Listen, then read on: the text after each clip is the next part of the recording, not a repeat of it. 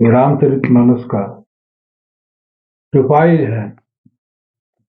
और इस प्रसंग पर है, यहाँ से जामताड़ा विधानसभा क्षेत्र से सीता सोरेन खड़ा है,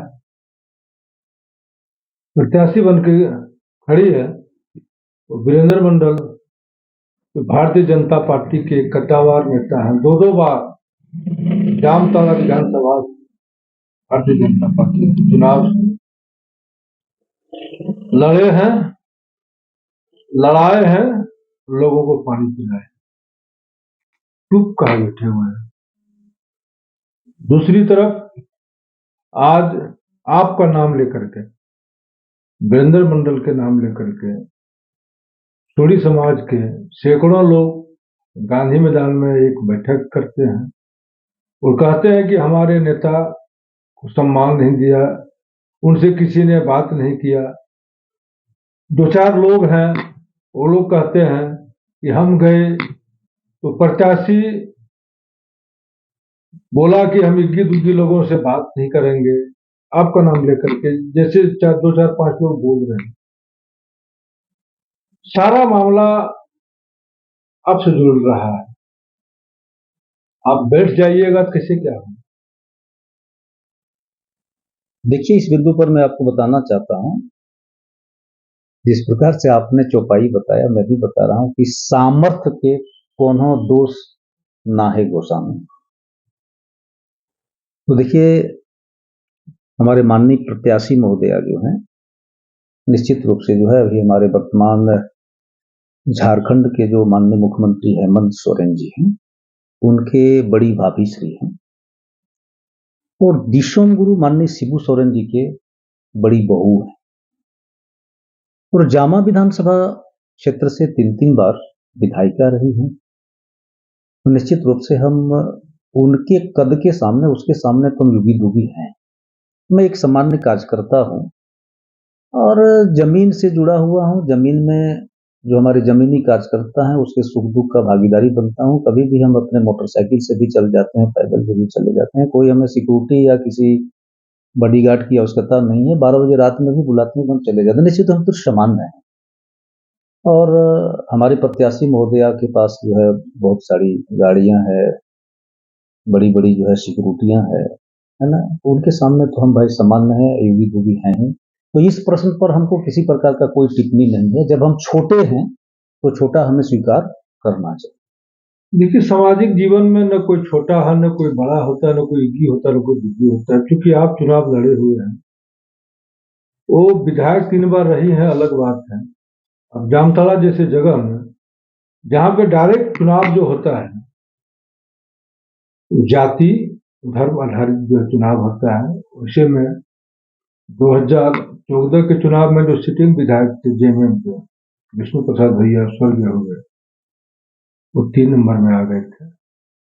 शायद आप अगर नहीं होते उस समय बीजेपी में, दूसरा अगर कोई उम्मीदवार होता, जिस ढंग से 2005 में 5,000 पर सीमित हो गया था, तो 2014 में भी जो है 2009 में 5,000 में सीमित हो गया था बीजेपी का कैंडिडेट, 2014 में भी 10,000 में सीमित हो जाता। लेकिन वीरेंद्र मंडल एक बड़ा चेहरा हिंदुत्व का आ जाने के बाद वोट का बिखराव होता है। इरफान अंसारी जैसा लोग 2014 के बाद जीत जाने के बाद कंटिन्यू जीत रहा है, और छोटी छोटी बातों को लेकर के अगर गांठ बांध करके इस ढंग से अगर रहिएगा, क्योंकि बड़े लोग हैं, ठीक है बड़े हैं, लेकिन आप भी अपने आप में जो है बड़े ही हैं।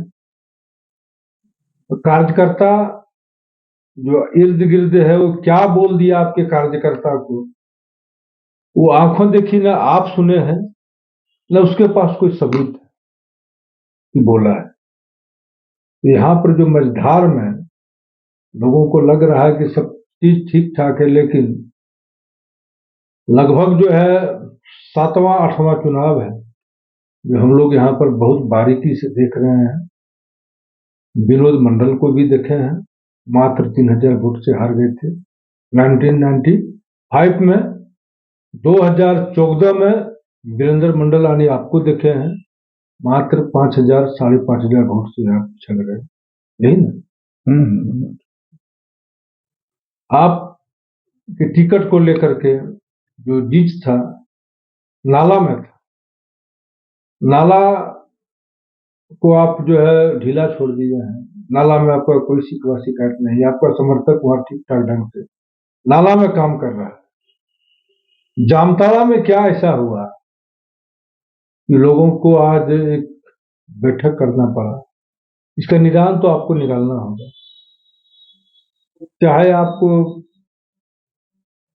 जब शेर जब छलांग लगाता है तो उसको असंख्य कदम जो है पीछे हटना पड़ता है। नहीं लगता आपको कि जो आगे बढ़कर के वार करना है, समय है, समय फिर नहीं आएगा। देखिए, मैं इस बिंदु पर आपको ये बताना चाहता हूं। देखिए, कोई राजनीतिक क्षेत्र में कोई भी नेता बड़ा नहीं होता है। मैं अगर माननीय विधायक तत्कालीन विष्णु प्रसाद भैया जी को अगर 3 नंबर में वो गए थे, तो मेरा ये कहीं किसी प्रकार का कोई क्वालिटी नहीं थी। जामताड़ा विधानसभा क्षेत्र के जो जमीनी स्तर के जो कार्यकर्ता है, वो कार्यकर्ता महान था। कार्यकर्ता के बदौलत पर जो है माननीय विधायक हमारे विष्णु प्रसाद भैया 3 नंबर पर चले गए थे। मेरी कोई क्वालिटी नहीं। पर चुनावी रणभूमि में, चुनाव में कार्यकर्ताओं की जरूरत होती है। कार्यकर्ता ही किसी भी दल के चुनावी जंग में मेरुदंड के समान होता है। इसलिए कार्यकर्ता का अपमान, कार्यकर्ता का असम्मान किसी भी प्रकार से चुनाव के समय में होना दूर दूर तक किसी भी प्रकार से जो है युक्ति संगत नहीं है।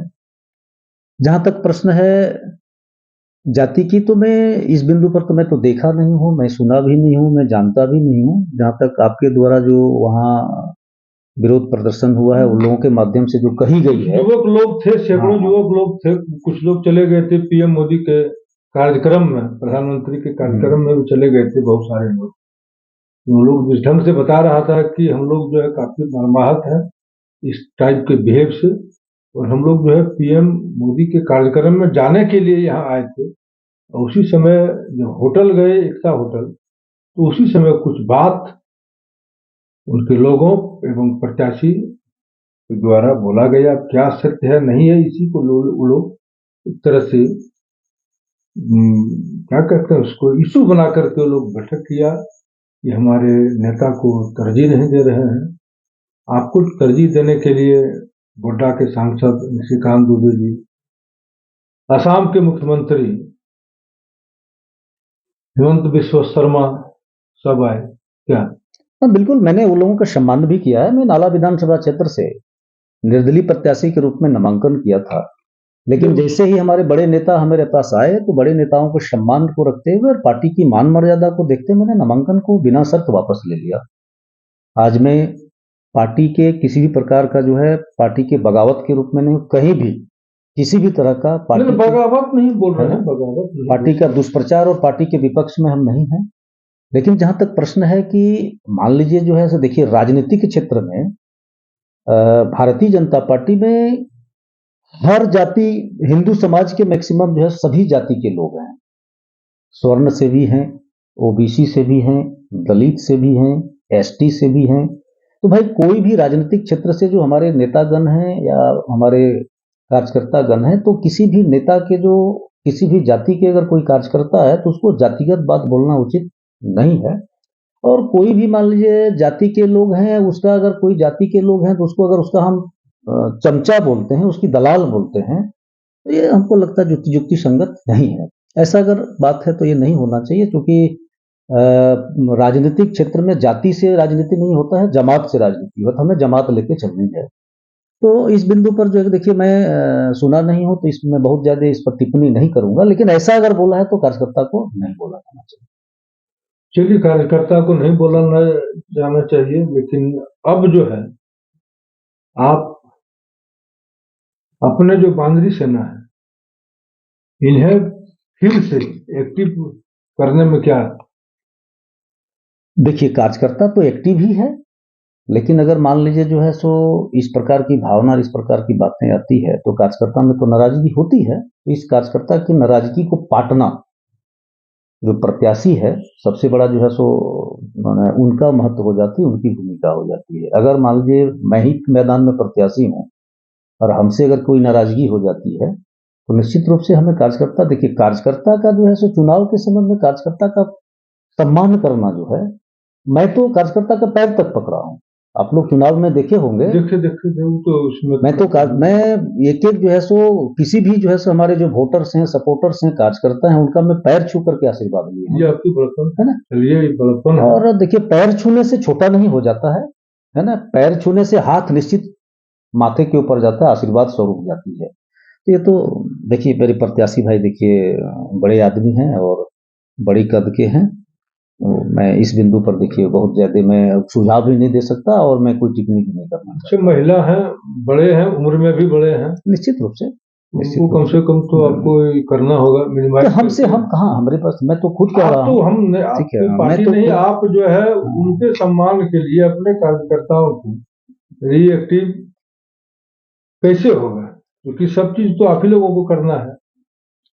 देखिए मेरे कहने का मतलब ये है कि मैं तो पार्टी के विरोध में नहीं हूँ, बट क्या है कि अगर जो है जो हमारे माननीय प्रत्याशी हैं, अभी राजनीतिक दुनिया से हट जाइए, अगर आपके यहाँ कोई कार्यक्रम है और उस कार्यक्रम में अगर हम बिना बुलाए आपके पास चले जाते हैं और किसी प्रकार का मान लीजिए कि जो किसी तरह की कोई बातें हो जाती है, तो कहीं ना कहीं दोषारोपण तो मेरे ऊपर आ जाएगा, आपके ऊपर आ जाएगा। बिना बुलाए जाते हैं तो लगेगा कि जो है अगर किसी प्रकार का किसी तरह की अगर कोई हानियां हो जाती है या किसी प्रकार का कोई विडंबना हो जाती है तो कहीं ना कहीं लगेगा वही आए और इस प्रकार से कर दें।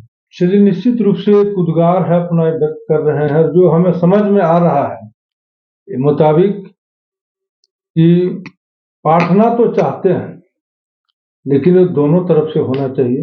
जब तक दोनों तरफ से नहीं पटता है तब तक ये जीत बना हुआ रहेगा। ये बात जब निकल करके आई है तो दूर तक जाएगा। जो लोग इस वीडियो को देख रहे हैं, खास करके वैसे लोग जो सामर्थ्य हैं इस तरह के खाई को पाटने में, वो लोग समय रहते हुए इसको पाट दे तो बेहतर होगा, नहीं तो फिर जो होगा वो सबों को मालूम है। धन्यवाद।